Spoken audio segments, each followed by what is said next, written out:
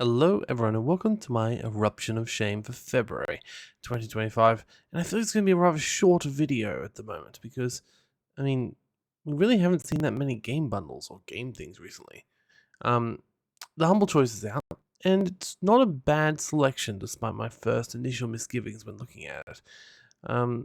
It's got a few games that I wanted, such as these Immortals of Avalon, Griftlands, and Fabledom. It has a couple of ones that, it's the one I don't need, and a couple of ones I don't really care about. So, it's okay. But at the moment on Humble, there is literally no game bundles. And it's been known for a while. I guess there are some on Fanatical, but still. Also, I missed last month because I always had my holiday. I must say, my opinions on last month, I didn't really need many of the games, but I thought it was a decent selection. Against the Storm alone is definitely worth your time. And I did think that Jagged Alliance 3 sounds like a decent addition as well. When it comes to everything on today's month, though, let's have a look at it. First, we have Immortals of Avalon, which, interestingly enough, is a Origin title, which is annoying, but not to be surprised for something EA related. This is apparently a RPG of sorts, and quite frankly, it looks pretty nice. It was on my wish list, I wanted it, and I suppose I'm happy I don't have to pay EA for it now. So that's good. It should be said, right now on Steam it's on sale for like $11, so if you don't want to buy this bundle and don't care about anything else in it, you can always just buy it on Steam for about the same price. Next one is Trepang. A soldier with no memories of past life, supernatural abilities, revenge is on your mind, aka very little story, if any. Just shooting, chaos, darkness. It's okay, but it's not really my thing. It's on my mount now though, so I guess I'm gonna have to pay it eventually. But yeah, it's not really my thing. Total War Pharaoh. I do remember playing a Total War Troy game, which was quite good. May have even been a Dynasties game. However, Total War has always been a little bit of a letdown for me because I focus on the larger management elements and the direct RTS rather than the in-game city building that I was expecting. That being said, I need to give it another chance because last time I played Troy, it actually was quite good. And I feel like, realistically, with my newfound love of Stellaris, I might love it more as a management game than I ever would have as a real-time strategy. That being said, this game specifically, while being quite expensive, has mixed reviews currently on Steam. And I'm sort of like, okay, does that mean it's good? Does that mean it's bad? I'm not sure, because it could be many reasons. The interesting thing is that... Oh, it's Total War Pharaoh Dynasties, so it's actually something different. Sorry, I was looking at Total War Pharaoh, which is mixed. What is Dynasties? Okay. So Dynasties is a separate game released in 2024. The exact... What was the original? 2023. Okay. It does have very positive reviews, but it's currently mixed. It looks pretty much exactly the same.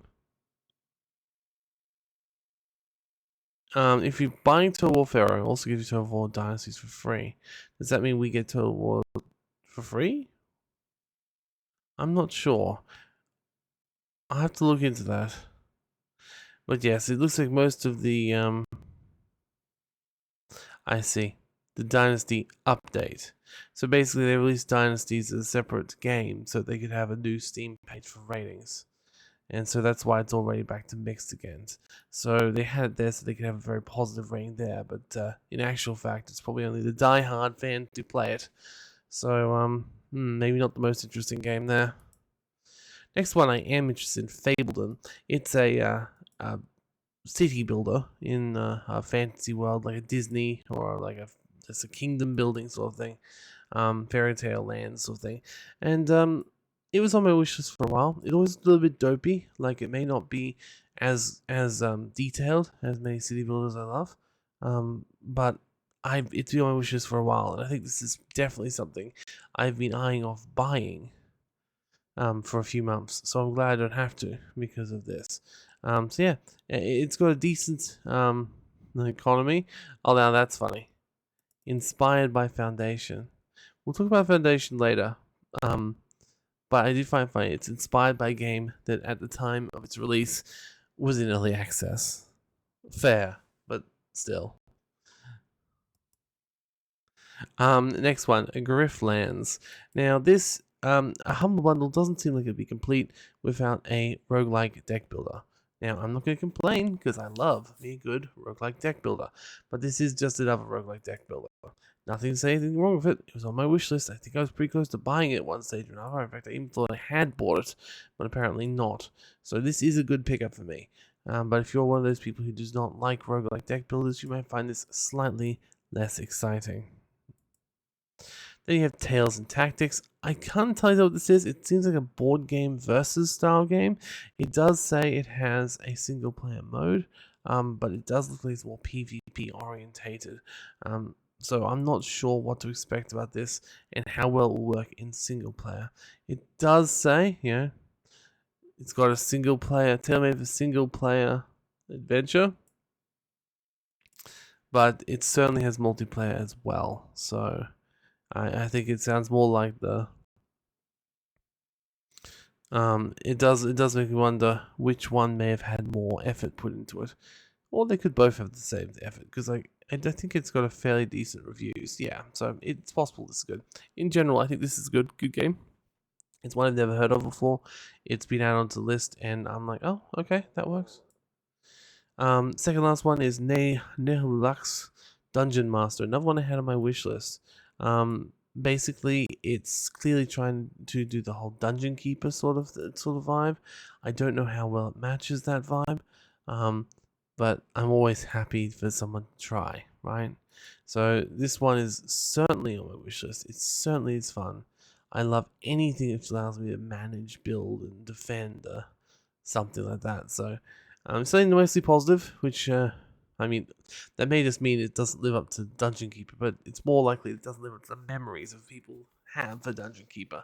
I think for these sort of games, like the Theme Hospital likes, the Dungeon Keeper likes, it comes more down to the ability and how nicely it is to build buildings and the structures in it, because I find that is something that is not often done well in these titles, where it's one tile at a time. Whereas in theme hospital in Dungeon Keeper, it felt like there was a lot. Like you clicked and dragged, and then in Theme Hospital, put down furniture. I don't think you need to put down furniture in Dungeon Keeper. It's sort of just auto-populated, and I think that was quite a nice way of making the game a little bit more easy flowing and such. So we'll see how this one goes. I'm not sure what to expect of it, but it looks nice and it definitely is on my wish list. And finally, the one I already owned, My Little Universe. Haven't played it yet. I don't even remember where I got it. I think it may have been from a Fanatical bundle. But yeah, I mean, it's relatively well rated. If you don't have it already, it's probably a decent pickup. Now, at this point, I'd usually go through the Amazon games, but I couldn't actually find, at the time of filming, the Amazon leaks, so I can't look at those. There's also no bundles on Humble. There are bundles on Fanatical, but I only found a couple that seemed interesting. The first one's obviously the Platinum bundle, because, yeah, it looks it's got a number of city builders and other interesting things in it. I'm going to actually look through this later myself, because I hadn't actually had a chance to look at this, and it's the January version, which means it's going to end very shortly. Like before this video, not before this video is out, obviously, but it will be out fairly fast. Oh, it's got Figment 2. I love Figment 2. Lovely game. So yeah, that's one option. You've also got the Fanatical Favorites Build Your Own bundle. Has a couple of interesting things here, like Streets of Rogue is very nice. Lawn Mowing Simulator. And then a bunch of stuff I already own. So, Despot's Game.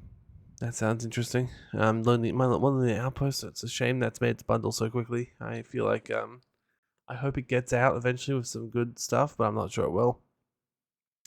And finally, the Winter Superstars is the last one I want to look at in general.